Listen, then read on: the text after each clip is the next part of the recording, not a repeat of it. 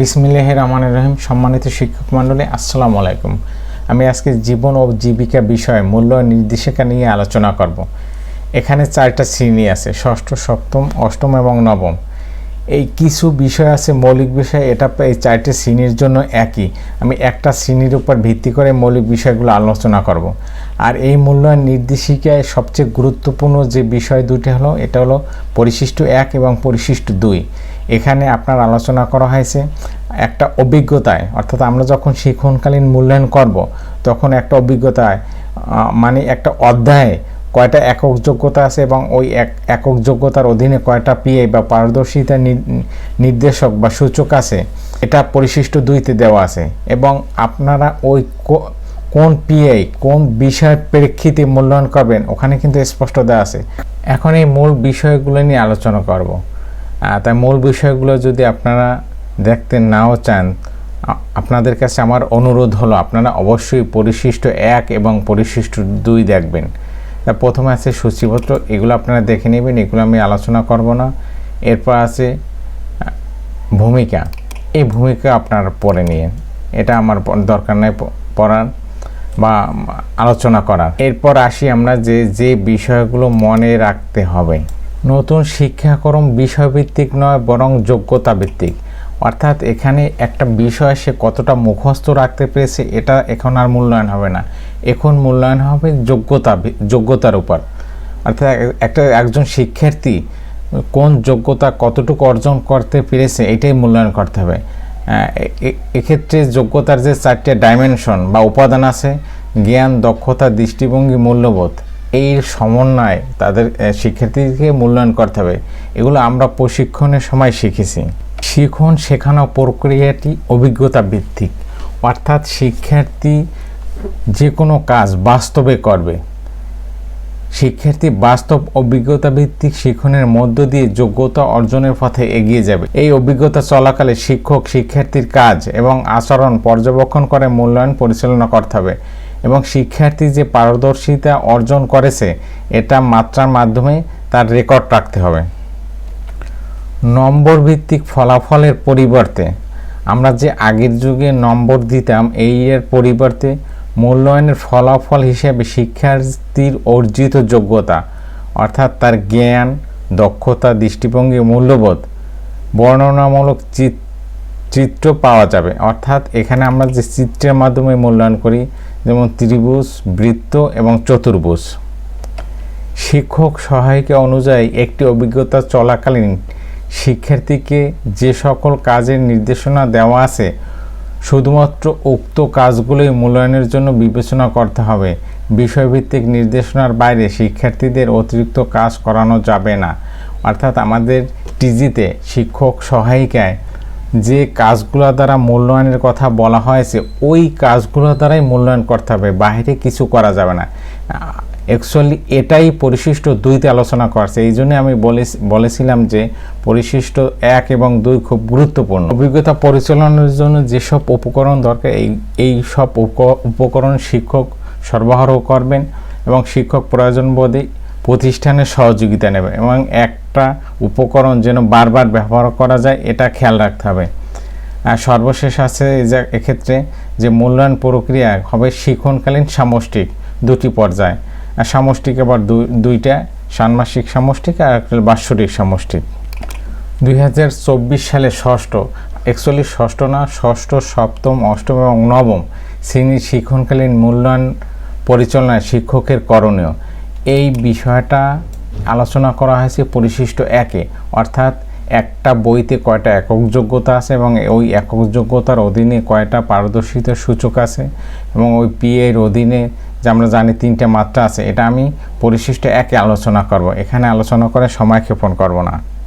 এখানে একটা গুরুত্বপূর্ণ বিষয় আছে, প্রতিটি শিক্ষণ অভিজ্ঞতার শেষে ওই অভিজ্ঞতার সাথে সংশ্লিষ্ট পারদর্শিতার নির্দেশক সমূহে শিক্ষার্থীর অর্জিত মাত্রা নিরূপণ করতে হবে। অর্থাৎ একটা অধ্যায় শেষে আপনাকে ওই অধ্যায় যে কয়টা পিএ আছে ওই পিএ মূল্যায়ন করে তার রেকর্ড রাখতে হবে, এখানে এটাই বলা হয়েছে। আর এখানে আছে আমরা যে শিক্ষণকালীন মূল্যায়ন করব, ওই শিক্ষণকালীন মূল্যায়ন এবং 6 মাসের পর যে ষান্মাসিক সামষ্টিক মূল্যায়ন হবে ওর উপর ভিত্তি করে একাডেমিক ট্রান্সক্রিপ্ট তৈরি হবে। এরপর আবার যে আমরা যে পরবর্তী 6 মাসে যে শিক্ষণকালীন মূল্যায়ন, বার্ষিক সামষ্টিক মূল্যায়ন এবং পিছনে যে ষান্মাসিক সামষ্টিক মূল্যায়ন গেছে, এইগুলোর সমন্বয়ে আবার শিক্ষার্থীদের বছর শেষে ট্রান্সক্রিপ্ট ও রিপোর্ট কার্ড তৈরি হবে। শিক্ষণকালীন মূল্যায়ন, এখানে বলা হয়েছে যে আমরা যে মূল্যায়ন করব তাদের যে রেকর্ড রাখতে হবে এবং এই রেকর্ড রাখার পর সুবিধাজনক সময়, যেমন ছকে ইনপুট দেওয়া হয়ে গেলে পরবর্তী যে কোনো সুবিধাজনক সময় অভিজ্ঞতা শেষ হওয়ার 1 সপ্তাহের মধ্যে এই শীট থেকে শিক্ষার্থীর তথ্য নৈপুণ্য অ্যাপসে ইনপুট দিতে হবে। তারপর শিক্ষণকালীন মূল্যায়নের ক্ষেত্রে যে সকল প্রমাণকের সাহায্যে শিক্ষক পারদর্শিতার নির্দেশকে শিক্ষার্থীর অর্জনের মাত্রা নিরূপণ করেছেন সেগুলো শিক্ষাবর্ষের শেষ দিন পর্যন্ত সংরক্ষণ করতে হবে। অর্থাৎ আমরা যে তাদের পারদর্শিতার সূচকগুলা মাত্রার মাধ্যমে হার্ড কপিতে সংরক্ষণ করবে, এইটা আমাদেরকে বিদ্যালয়ে সংরক্ষণ করতে। সামষ্টিক মূল্যায়ন, এটা সম্পর্কে আমরা সবাই জানি, যেহেতু গত বছর আমরা করেছি, এটা নিয়ে আমি আর আলোচনা করব না। এখানে একটা গুরুত্বপূর্ণ বিষয় আছে, শিক্ষার্থীর অনুপস্থিতির ক্ষেত্রে করণীয়।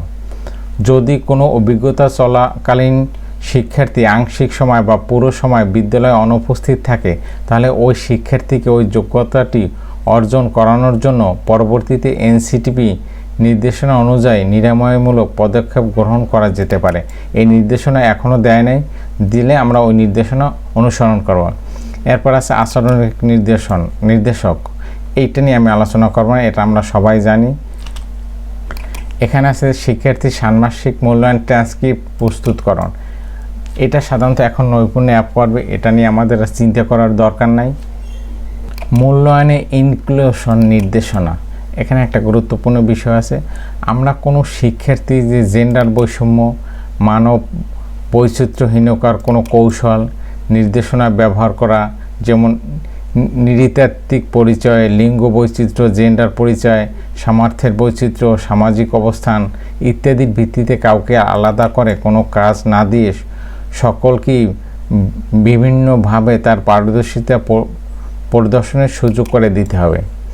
এর ফলে কোনো শিক্ষার্থী যদি লিখতে বা মৌখিকভাবে প্রকাশে চ্যালেঞ্জ থাকে, তাহলে সে বিকল্প উপায়ে শিক্ষণ যোগ্যতা প্রকাশ ঘটাতে পারবে। একজন শিক্ষার্থী যদি লিখে যদি তার পারদর্শিতা প্রকাশ করতে না পারে, তাহলে তাকে মৌখিক না পারলে অন্য যে কোনোভাবে পারে তার এই পারদর্শিতা আমাদের অর্জন করাতে হবে। শিক্ষার্থী তার পছন্দ মতো যে কোনো উপায়ে তার এই পারদর্শিতা প্রকাশ করতে পারবে, আসলে এখানে এটাই বলা হয়েছে। এরপর আছে মূল্যায়ন অ্যাপসের ব্যাপার, এটা আমরা সবাই জানি, এটা নিয়ে আলোচনা করব না। এবার পরিশিষ্ট 1, এটা গুরুত্বপূর্ণ এবং পরিশিষ্ট 2 আরও গুরুত্বপূর্ণ। তা আপনারা যে এই দেখুন, এখানে হলে যোগ্যতা নং, এইটা হলো একক যোগ্যতা। একক যোগ্যতার আবার এখানে ভাগ আছে, দেখুন 07, 06, 01, এগুলোরও একটা অর্থ আছে।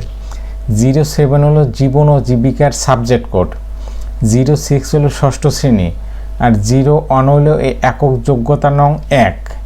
এখন আবার দেখুন, এই একক যোগ্যতার অধীনে আবার পারদর্শিতা নির্দেশক অর্থাৎ পিএই আছে দুইটাই, একটা দুইটা। এই যে দেখুন 07, 06, 01 অর্থাৎ বিষয় কোড 7, ষষ্ঠ শ্রেণী, একক যোগ্যতা নং 1 এবং একক যোগ্যতার অধীনে পিএ হলো 1। এখানে একক যোগ্যতার অধীনে পিএ হলো 2। এই পিএ 1-এর যে একক যোগ্যতা, এটা কিন্তু এখানে এই বর্ণনা দেওয়া আছে এবং এইটার অধীনে আবার 3টা মাত্রা আছে, এটা আপনারা সবাই জানেন, চতুর্ভুজ, বৃত্ত এবং ত্রিভুজ। এবং কোন শিক্ষার্থী চতুর্ভুজ পাবে তার বর্ণনা কিন্তু এখানে দেওয়া আছে, কোন শিক্ষার্থী বৃত্ত পাবে তার বর্ণনা এখানে দেওয়া আছে, কোন শিক্ষার্থী ত্রিভুজ পাবে তার বর্ণনা এখানে দেওয়া আছে। এগুলো নিয়ে আমি ডিটেলস আলোচনা করব না, এগুলো আপনারা সবাই জানেন। এরপর আসুন, এই যে দেখুন একক যোগ্যতা নং 2, এর অধীনে আবার কিন্তু 2টা পিএ আছে। এরকম ওই একক যোগ্যতা 1-এর মতোই এখানে একক যোগ্যতা 2-এর পিএ 1, পিএ 2। আবার দেখুন এখানে আছে 3, একক যোগ্যতা 3, তারপর একক যোগ্যতা 4, একক যোগ্যতা 5, একক যোগ্যতা 7, এই 7টা। জীবন ও জীবিকায় ষষ্ঠ শ্রেণীতে একক যোগ্যতা আছে 7টা। এর অধীনে আবার একাধিক পিএ আছে। তা আপনারা যখন শিক্ষণকালীন মূল্যায়ন করবেন তখন কোন অভিজ্ঞতায় কতটা একক যোগ্যতা আছে এবং ওই অধীনে কয়টা পিএ আছে এটা মূল্যায়ন করে আপনার হার্ড কপি সংরক্ষণ করতে হবে। এই বিষয়টি পরিশিষ্ট 2তে আলোচনা করছে। তা আমরা এখন আসি পরিশিষ্ট 2তে। এই দেখুন পরিশিষ্ট 2 শিক্ষণ অভিজ্ঞতা ভিত্তিক মূল্যায়নের টপ শিট। এইখানে আপনি যাবতীয় অর্থাৎ একজন শিক্ষার্থীকে যে মূল্যায়ন করবেন কিসের ভিত্তিতে মূল্যায়ন করবেন এখানে কিন্তু স্পষ্ট দেওয়া আছে। এই যে দেখুন প্রথম হলে আপনার কাজের মাঝে আনন্দ, এই অভিজ্ঞতা নাম 1 অর্থাৎ প্রথম অধ্যায়। এখন কিন্তু প্রত্যেকটা অধ্যায়কে অভিজ্ঞতা বলা হয়। এখানে সংশ্লিষ্ট একক যোগ্যতা আছে কিন্তু এই একটা দেখুন 0.7, 0.6, 0.4। এই যে 0.4 একক যোগ্যতা এর অধীনে আবার এই যে পিএ আছে 1টা 2টা, এই 2টাই আছে এই অধ্যায়। এখন আপনি এই যে পিএটা আছে 0.7, 0.6, 0.04 এবং 0.1 এই যে একক পিএ আছে এই পিএটা আপনি কিসের ভিত্তিতে মূল্যায়ন করবেন এখানে স্পষ্ট বর্ণনা দেওয়া আছে। এই কাজগুলো শিক্ষার্থীদের দ্বারা করিয়ে আপনি এই পিএটা মূল্যায়ন করবেন। এই যে বইতে যে ছক দেওয়া আছে এখানে এই ছক 1.1, ছক 1.2, ছক 1.4, 1 থেকে 7 পয়েন্ট পর্যন্ত এখানে কিন্তু ডিটেলস দেওয়া আছে। এগুলো আমি পড়ব না, পড়লে ভিডিও অনেক বড় হবে। এরপর এই যে একক যোগ্যতার এই যে 0.4 একক যোগ্যতার অধীনে PA2 এই পারিবারিক কাজে অংশগ্রহণ করতে পেরেছে, এইটা আপনি কিসের ভিত্তিতে মূল্যায়ন করবেন এখানে কিন্তু ডিটেলস দেওয়া আছে।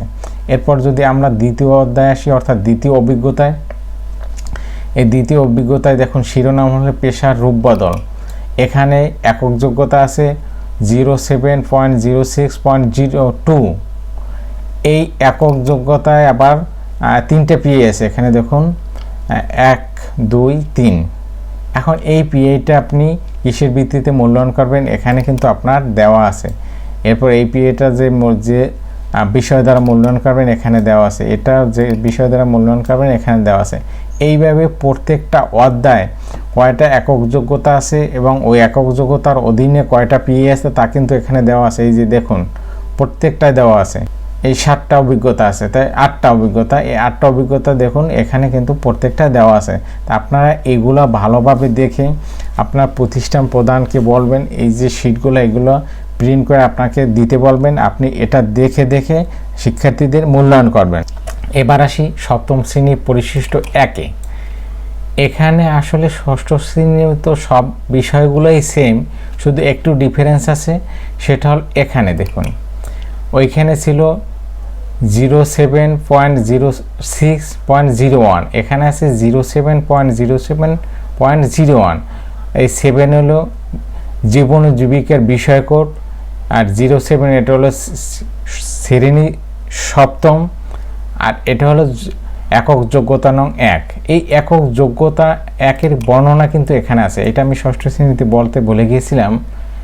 এখন দেখুন এই একক যোগ্যতার অধীনে পারদর্শিতার নির্দেশক আছে 3টা বা পিএ আছে 3টা। তা সপ্তম শ্রেণীতে কয়টা একক যোগ্যতা আছে? 1টা, 2টা, 3টা, 4টা, 5টা, 6টা। এখন এই একক যোগ্যতার অধীনে এই দেখুন অনেকগুলো পিএ আছে। যেমন প্রথম একক যোগ্যতার অধীনে 3টা পিএ, তারপর দ্বিতীয় একক যোগ্যতার অধীনেও 2টা পিআই, তারপর তৃতীয় একক যোগ্যতার অধীনে 2টা পিআই, এরকম প্রত্যেকটা আছে। এগুলো আপনারা দেখে নেবেন। এবং এখানে এগুলো আমি আলোচনা করছি ষষ্ঠ শ্রেণীতে, এই পিএগুলোর বর্ণনা এখানে, এবং একটা পিএর অধীনে 3টা মাত্রা আছে, এগুলো আমি ষষ্ঠ শ্রেণীতে আলোচনা করেছি। সেম বিষয়। এখনও যদি আসি পরিশিষ্ট 2, এই যে দেখুন শিখন অভিজ্ঞতা ভিত্তিক মূল্যায়নের টপ শিট। অর্থাৎ আপনি সপ্তম শ্রেণীতে যে অভিজ্ঞতাগুলো আছে অর্থাৎ অধ্যায়গুলো আছে, যেমন অভিজ্ঞতা নং 1 অর্থাৎ প্রথম অধ্যায় কাজের মাঝে আনন্দ, এখানে একক যোগ্যতা আছে কয়টা? একটাই। দেখুন 07.07.04 এই একক যোগ্যতার অধীনে আবার দুইটা পিএ আছে। এখন এই পিএটা যখন আপনি মূল্যায়ন করবেন তখন এই যে বিষয়গুলো আছে এই বিষয়ের ভিত্তিতে কিন্তু আপনাকে মূল্যায়ন করতে হবে। এখানে শিক্ষকদের নিজের ইচ্ছে মতো মূল্যায়ন করা যাবে না, স্পষ্ট বলে দেওয়া হয়েছে। এরপর যখন আবার এই পিএ মূল্যায়ন করবেন তখন কিন্তু এই বিষয়গুলোর ভিত্তিতে আপনাকে মূল্যায়ন করতে হবে। এরপর যদি আর একটা অভিজ্ঞতা দেখি, যে অভিজ্ঞতা নং 2, এখানে একক যোগ্যতা আছে আপনারা দেখেন একটা এবং এর অধীনে পিএ আছে 2টা। এটাও আপনি কিসের ভিত্তিতে মূল্যায়ন করবেন এখানে কিন্তু দেওয়া আছে। তো এগুলো নিয়ে আমি আর আলোচনা করব না। এখন আসি অষ্টম শ্রেণীতে। পরিশিষ্ট 1, এখানে ওই ষষ্ঠ সপ্তমের মতো সেম, শুধুমাত্র এখানে একটু ডিফারেন্স। এই যে দেখুন এটা হলো বিষয় কোড 07, 08 হলো অষ্টম শ্রেণী, 01 হলে একক যোগ্যতা নং 1। তো এখানে একক যোগ্যতা আছে 1টা, 2টা, 3টা, 4টা, 5টা, 6টা, 7টা, 8টা একক যোগ্যতা আছে অষ্টম শ্রেণীতে।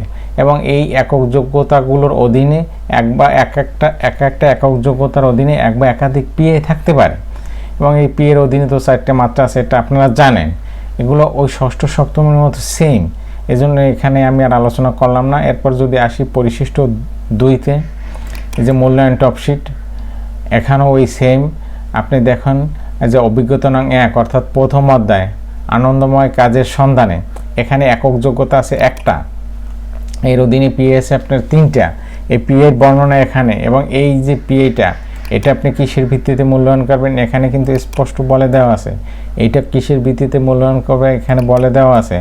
এটা কিসের ভিত্তিতে মূল্যায়ন করবেন এখানে বলে দেওয়া আছে। এরপর যদি আসেন অভিজ্ঞতা নং 2 অর্থাৎ দ্বিতীয় অধ্যায় দক্ষতা উন্নয়নের জানালা, এখানেও কিন্তু একক যোগ্যতা 1টা আছে, ওই উপরের ওরকম সেম। এরপর যদি আমরা আসি অভিজ্ঞতা নং 3 স্বপ্নগুলো সত্যি করি, এখানে একক যোগ্যতা দেখেন একাধিক আছে, কিন্তু 2টা একক যোগ্যতা আছে। তাহলে 2টা একক যোগ্যতার অধীনে পিএ আছে 1টা, 2টা, 3টা, 4টা। এই 4টে পিএর ভিত্তিতে আপনাকে এই অধ্যায় 3 অর্থাৎ অভিজ্ঞতা 3 মূল্যায়ন করতে হবে। এবং কিসের ভিত্তিতে একটা পিএ কিসের ভিত্তিতে মূল্যায়ন করবেন এখানে কিন্তু দেওয়া আছে। এরপর যদি আমরা নবম শ্রেণীতে আসি, পরিশিষ্ট 1, এই পরিশিষ্ট 1 এখানে একক যোগ্যতা, এখানে একটু পার্থক্য, ওই শুধু শ্রেণীটা পার্থক্য। এই 07 হলে বিষয় কোড, এটা হলো শ্রেণী, এটা একক যোগ্যতা নং 1। এখন এই একক যোগ্যতার অধীনে আবার একটা পিএ আছে দেখুন নবম শ্রেণীতে।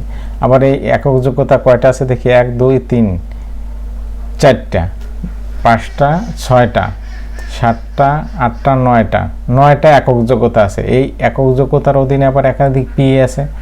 একটা পিএর অধীনে 3টে মাত্রা আছে। এই মাত্রাগুলোর বর্ণনা, একক যোগ্যতার বর্ণনা এখানে দেওয়া আছে। এগুলো আমরা যে পিছনে আলোচনা করেছি ষষ্ঠ, সপ্তম, অষ্টম সেম বিষয়, এখানে আর আলোচনা করে সময় ক্ষেপণ করব না। এরপর যদি পরিশিষ্ট 2তে আসি, মূল্যায়ন টপশিট, এখানে এই দেখুন আর্থিক ভাবনা, এখানে একক যোগ্যতা আছে 2টা। এই একক যোগ্যতার অধীনে পিএ আছে 1টা, 2টা, 3টা, 3টেই আছে। আবার যখন আপনি এই পিএর মূল্যায়ন করবেন এই যে বিষয়গুলো আছে এর উপরে ভিত্তি করে আপনাকে মূল্যায়ন করতে হবে। এই পিএ 1, পিএ 2, আবার এখানে হলে যে 9.05 পিএ 1, এই টোটাল বিষয়টা দ্বারা আপনার এই 3টা পিএ মূল্যায়ন করতে হবে। এগুলো আপনারা দেখলেই বুঝবেন, এগুলো প্রিন্ট করে আপনারা প্রতিষ্ঠান প্রদানের কাছ থেকে নেবেন এবং এগুলো দেখে আপনারা মূল্যায়ন করবেন। এরপর আসে পরিশিষ্ট 3, এগুলোর সাথে আপনারা পরিচিত। অর্থাৎ এই শিক্ষার্থীদের যে মূল্যায়ন করবেন, পিএর তথ্যগুলো সংরক্ষণ করবেন, যে শিটে করবেন, এই শিটের ফরম্যাট এখানে দিয়ে দেওয়া হয়েছে। এই দেখুন প্রথম অধ্যায় অর্থাৎ প্রথম অভিজ্ঞতায় কাজের মাঝে আনন্দ, এই 2টা পিএ আছে। আপনি সুবিধার জন্য একটা কাজ করতে পারেন, একটা শিটে আপনি যে কয়টা অধ্যায় ধরে ওই কয়টা অধ্যায় একত্র করতে পারেন, তাহলে আপনার সুবিধা হবে। এছাড়াও আমি একটা কাজ করেছি, এক্সেল শিটে সফটওয়্যার মতো তৈরি করেছি। ওখানে যদি আমি 1 টাইপ করি তাহলে আপনার চতুর্ভুজ ভরাটায়, 2 টাইপ করলে বৃত্ত ভরাটায় এবং 3 টাইপ করলে ত্রিভুজ ভরাটায়। আমি যখন এই বিষয়ে ভিডিও দেব তখন যদি আপনারা এই ফাইলটা চান আমি দিয়ে দেবো। এরকম আপনারা এই তথ্যগুলো সংরক্ষণ করবেন, অথবা এই যে খালি ফর্ম আছে এগুলো ফটোকপি করেও সংরক্ষণ করতে পারেন, অথবা আপনারা কম্পিউটারে কম্পোজ করে কয়েকটা অধ্যায় একত্রিত করে একত্রে আপনারা এই তথ্যগুলো সংরক্ষণ করতে পারেন। এরপর আছে পরিশিষ্ট 4, এইটার কাজ এখন আর আমাদের নাই, কারণ এটা নৈপুণ্য অ্যাপ করবে। আর যদি আপনারা নৈপুণ্য অ্যাপে ব্যর্থ হন তখন আপনাদের নিজে করতে হবে, এই জন্য এরকম ফরম্যাট দিয়ে দিয়েছে এবং এটা একটা ঝামেলার ব্যাপার। সবাই আশা করি পারেন এবং শিখে নেবেন। নৈপুণ্য অ্যাপে আপনারা যে হার্ড কপি সংরক্ষণ করবেন ওর তথ্যগুলো কিন্তু ইনপুট দিতে হবে, প্রত্যেকটা অভিজ্ঞতার শেষে আপনাকে ইনপুট দিতে হবে। তা এটার ঝামেলা আমাদের নাই, আর এই ব্যাপারে আমি আলোচনাও করব না। এরপর আছে পরিশিষ্ট 5, আচরণিক নির্দেশক। এটা সম্পর্কে আমরা সবাই অবগত, আমরা ইতিমধ্যে এই কাজগুলো করেছি। একজন শিক্ষার্থীর 10টা আচরণিক নির্দেশক আছে, কৃষির ভিত্তিতে আপনি তাদেরকে মূল্যায়ন করবেন তাও এখানে দেওয়া আছে, এগুলো দেখে নিয়ে মূল্যায়ন করবেন। আছে পরিশিষ্ট 6, আচরণিক নির্দেশকে শিক্ষার্থী উপত্য তথ্য সংগ্রহের ছক। এটা ওই পিএর মতোই, এই 10টা আচরণিক নির্দেশক আছে, এই 10টা একত্রে করে আপনি শিক্ষার্থীর নাম লিখে এখানে সংরক্ষণ করবেন, সংরক্ষণ করে নৈপুণ্য অ্যাপে আপনি আপলোড করবেন। ধন্যবাদ।